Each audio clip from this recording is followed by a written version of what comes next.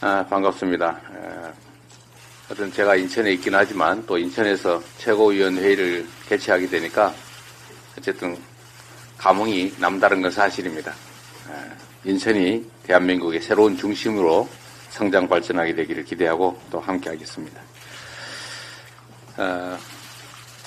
전세 사기 피해 때문에 유명을 달리하신 사건이 있었습니다. 지금 일주기가 됐습니다.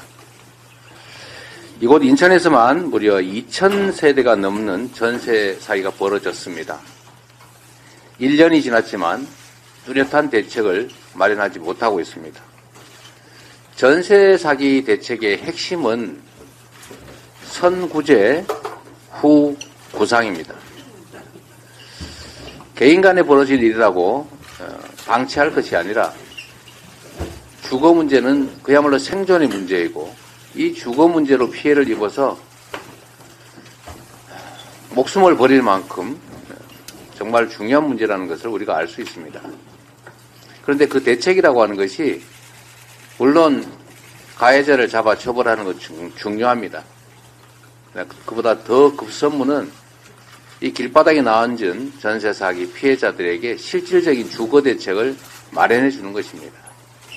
그러자고 국가가 정부가 있는 것 아니겠습니까?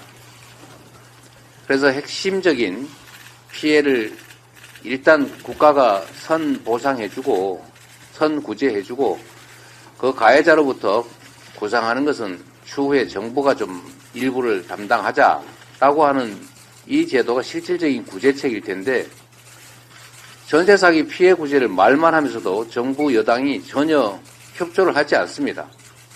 지금 저희가 선구제 후보상을 핵심으로 하는 전세 사기 피해자 구제를 위한 그런 특별법 개정을 하자고 하는데도 정부 여당 꿈쩍하지 않습니다. 그러면서도 지금 대통령부터 여당 비대위원장이 전국을 다니면서 온갖 약속을 쏟아내고 있습니다. 어떤 언론의 통계에 의하면 무려 900조에 가까운 약속을 했다고 합니다. 900조 있습니까? 이런 장밋빛 공약 정책 마구 발표해놓고 선거 끝나면 내몰라라 할 것 아닙니까? 지금까지 대선 그 다음에 지난 총선에서 집권 여당이 한 약속 참으로 많습니다. 최근에 발표되는 공약들을 보면 그 내용 재탕들이 상당히 많습니다. 지금 집행 권력을 가지고 있는데 지금 당장 할 수 있고 과거에 약속했던 일 왜 안 하는 것입니까? 할 의사가 없는 것 아닙니까? 사기 아니었습니까? 지금도 무려 1,000조 원에 가까운 그런 장밋빛 공약 마구 남발하고 그런 정책 막 발표하고 있는데 이거 지킬 수 있습니까? 우선 전세 사기 피해자 구제 특별법 개정부터 즉각 나서주기 바랍니다.